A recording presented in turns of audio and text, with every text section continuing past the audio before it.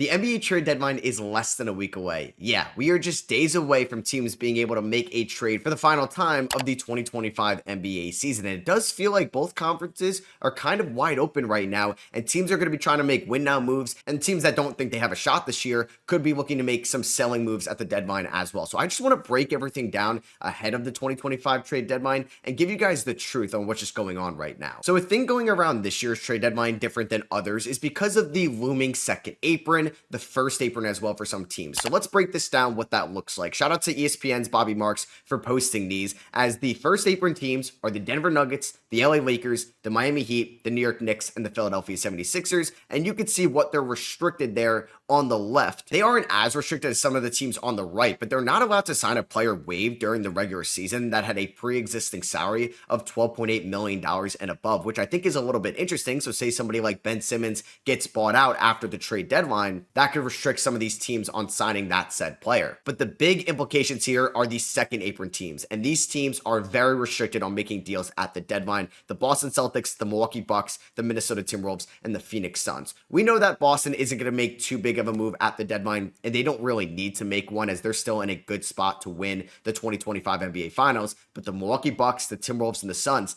definitely need to make some type of switch up at the deadline, and they're not allowed to aggregate contracts to send out, so you can't send out two contracts for one, and that player that you get back has to make under the amount of money you're sending out. And what's crazy is that their 2032 first round pick is not allowed to be traded, and it goes to the end of the first round if they are a repeat offender in the second apron after this season. One of these teams finishes the 2025 season over the second apron, and in at least two of the next four seasons, in 26 and 27, for example, then the frozen pick will be moved to the end of the first round, and the team will be unable to trade it, which is kind of wild. This new CBA is something we have never seen before. And obviously things that go into the trade deadline, first round picks. A bunch of these are going to be dealt. We saw them get dealt last year at a high rate, where the Clippers gave up a ton of firsts for Harden, the Pacers for Pascal Siakam, PJ Washington, Daniel Gafford, and even Ochai Agbaji all went for first round picks at the deadline. So looking at this graphic, some of the first round picks to keep an eye on: OKC gets the 76ers first round pick if it falls outside the top six, which could definitely happen with Philadelphia being a disappointing team this season. I do believe though that they're going to eventually make the play-in tournament, so this pick will go to OKC, and Philadelphia will not be picking in the top six. But just imagine if Cooper Flagg ended up on the 76ers next year. Another one to note is the Chicago Bulls first round pick. If Chicago is outside the top 10,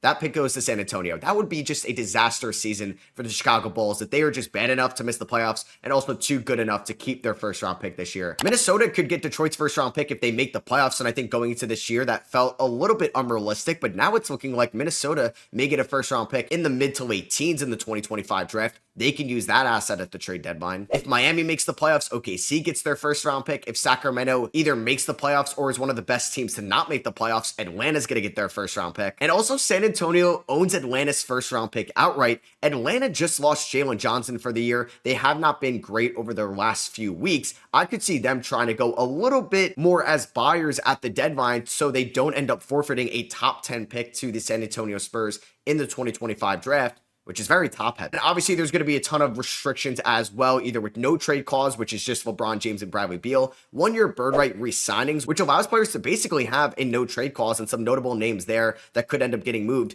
Luke Kennard, if they want to make a big move, and then being the Memphis Grizzlies, they kind of need Luke Kennard to waive off on that deal. I think for the recently signed restrictions, Jamal Murray, Wendell Carter Jr., Lauri Markkanen are all notable names that definitely could have been brought up at the deadline, but now got to get moved into trade conversations in the offseason. So let's now talk about specific players and teams. The first one has to be Jimmy Butler, who is under contract this year, making $48 million as a 35-year-old. He ends up making $52 million on a player option next year in his age 36 season. This has been one of the most drawn out storylines all NBA year long. He could have got traded back in November, didn't happen. December, no. January, it looks like he's not getting traded. We'll see if he ends up getting traded at the deadline this year. It would be kind of funny and kind of hilarious if Jimmy Butler stayed on the Miami Heat after the deadline, after getting suspended 3 different times by the Miami Heat this season. And we know Miami doesn't want to take any bad money back in return. They don't want Bradley Beal's contract because it seems like Jimmy Butler wants to go to Phoenix. Phoenix wants to go from Bradley Beal to Jimmy Butler, but Bradley Beal and the Miami Heat are saying, no, we don't want to do that. So I feel like that trade is looking more and more unlikely by the day. The Golden State Warriors have also been rumored for Jimmy Butler, but it seems like Steph Curry and Steve Kerr don't think Jimmy Butler is going to be a great fit in that locker room, which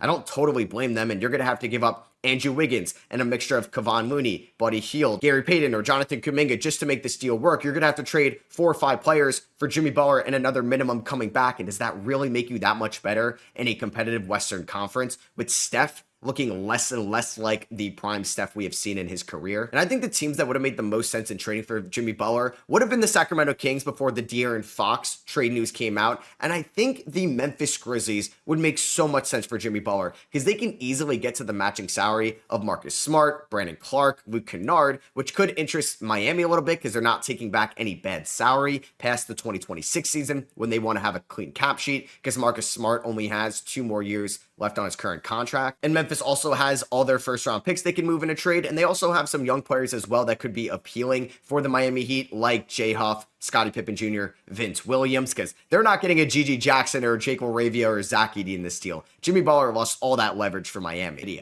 And I think a team that has to make a notable trade at the deadline, it has to be the New Orleans Pelicans. Brandon Ingram is a free agent at the end of the year. They can't afford Brandon Ingram, who was the main piece coming back in that Anthony Davis trade back in the summer of 2019, to leave for nothing in free agency. The Pelicans have had a disastrous year with all their injuries. Basically, everybody on this team has gotten a serious injury this year, but I still think this team is good enough to be competitive right away in 2026. Trey Murphy looks like a rising star in this league. Herb Jones is an elite defender. And Zion Williamson, when he's healthy, still looks like a top 25 player in the NBA, but that's always a big if. It looks like they hit on the Yves Missi pick, and they own all of their first round picks going forward to make a move as well. So like I said, they can't afford Brandon Ingram to leave for nothing in free agency. Maybe David Griffin, the main decision maker there, has the mindset that teams are going to want to orchestrate a sign and trade for Brandon Ingram, and that's going to allow New Orleans to get maybe more assets in the offseason back than they would get at the deadline. But I'm not so sure about that because Detroit is going to have a max contract slot available because there's a connection between Brandon Ingram and the GM of the Pistons, Tranjan Langdon, who was the general manager of the New Orleans Pelicans when they traded for Brandon Ingram and sent Anthony Davis off to the LA Lakers. And we know Detroit wants to get Cade Cunningham some help, and Brandon Ingram may not cost them any assets in the offseason, just cap space. Instead of trading for him right now, they may be like, you know what, we could sign him in the offseason. I don't want to trade away Jalen Duren or Isaiah Stewart to get Brandon Ingram. We could just add him with cap space. Or what if Brooklyn gets lucky in the lottery and they get Cooper Flagg, who could be an immediate contributor next year, and Brooklyn's like, you know what? We could draft Cooper Flagg, we could sign Brandon Ingram with giving up no trade assets, and then we could also use all the assets we have to go after a big fish that eventually becomes on the market. Either that's Giannis Antetokounmpo or somebody else, and they can create a new big three in Brooklyn. There are so many scenarios that could play out where the Pelicans could just lose out on getting anything back for Brandon Ingram entirely, and I feel like that's the worst case scenario. A team that I think could go after Brandon Ingram as well, that has to make a big decision either now or in the offseason, the Sacramento Kings. Because we know that the Sacramento Kings are shopping De'Aaron Fox. We also know that De'Aaron Fox wants to go to San Antonio. That's still to be determined if that is going to be the actual trade, Fox to San Antonio, but I don't think Sacramento should enter into a full-on rebuild. They're paying DeMar DeRozan, they're paying Domantas Sabonis. Why not call up the Pelicans and see if you can get Brandon Ingram for pennies on the dollar? Give them maybe one future first-round pick. Make this a 3-team trade, and you don't really have to give up much for Brandon Ingram for the player of his caliber. His value is the lowest it's going to be because he's owed big money in the offseason. He's been hurt this year, and he has just 1 year left on his deal. He's not going to cost you too much, and he still fits your win-now timeline of Domantas Sabonis and DeMar DeRozan, and then you could eventually figure out if you wanted to move DeMar DeRozan in the offseason because him and Brandon Ingram may not be the best fit in the world. But yeah, we all know that Sacramento is going to trade De'Aaron Fox at one point with him being a 2026 free agent.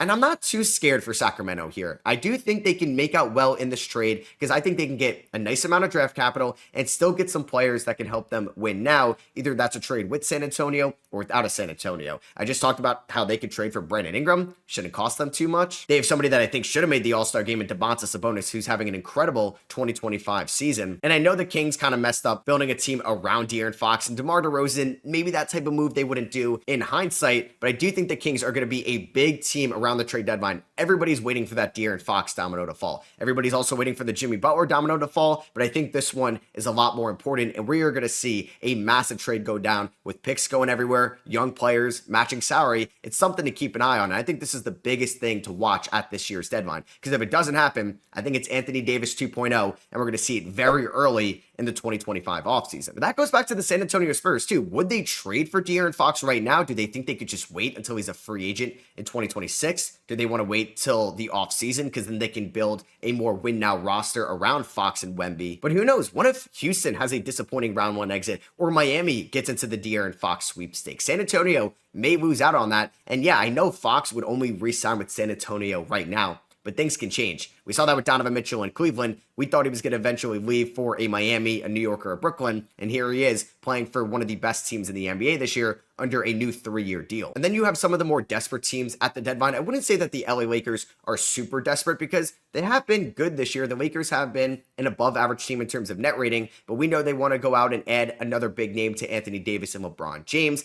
They want to go out and add a center to play next to Anthony Davis in that front court who just recently suffered an injury. They do have some nice trade assets if they go after a big name like Austin Reeves, Dalton Connect, Rui Hashimura, Max Christie. I'm sure they'd like to keep most of those guys, but they could trade their 2029 first round pick unprotected. Same thing with 2031. They could do an unprotected pick swap in 2030, and the Lakers can try to go all in on the final elite year of LeBron James in this league. I'm not going to count on him too much as a 41-year-old. And who knows, maybe the Lakers would want to get into the De'Aaron Fox sweepstakes. Fox is a clutch client. Obviously, he has his connections to the Lakers. I just don't think the Sacramento Kings would ever trade De'Aaron Fox to the Lakers. There's just too much bad blood between those two teams. The Golden State Warriors also seem like a team that wants to make a win now move.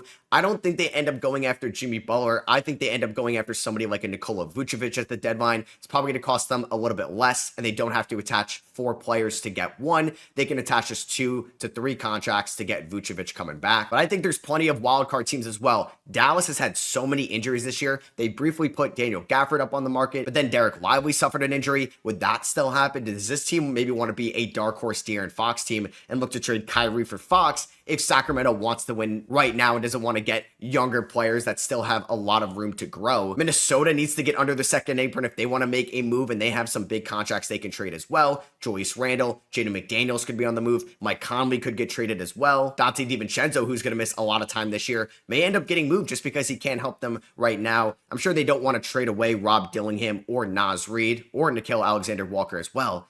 But they just have so many expiring contracts. Randall, Naz Reid, all free agents at the end of the year. They could move that Detroit first round pick, which could be now a little bit more appealing to teams because it could be the 16th overall pick in this upcoming draft. And I think Minnesota was looked at as a tier 1 team coming off making it to the Western Conference Finals. Anthony Edwards going to this new level of stardom in this league. Then they trade Karl Anthony Towns, and they do not look like a tier 1 team in the West right now. Denver's been playing a lot better as of late. I don't think they're going to make a big move at the deadline. They were linked to Michael Porter Jr. for Zach LaVine, Michael Porter Jr. for Jimmy Butler, or Brandon Ingram earlier in the year. I think the way they're playing right now, they'll try to move Zeke Naji, they'll try to move Dario Saric. Maybe one of their young players could be on the move as well, like a Deron Holmes, who they recently drafted, but I don't think Denver is going to make a notable move at the deadline compared to what we thought they may have done earlier in the year. It seems like Houston and OKC kind of want to run out what they're doing with their young core right now, which I don't totally get. I get it, I guess, a little bit more for Houston, but you're going to lose that Fred VanVleet $40 million contract in the offseason when you decline it. Your team's going to get a lot more expensive with the Shane Good and Jalen Green contract extensions kicking in.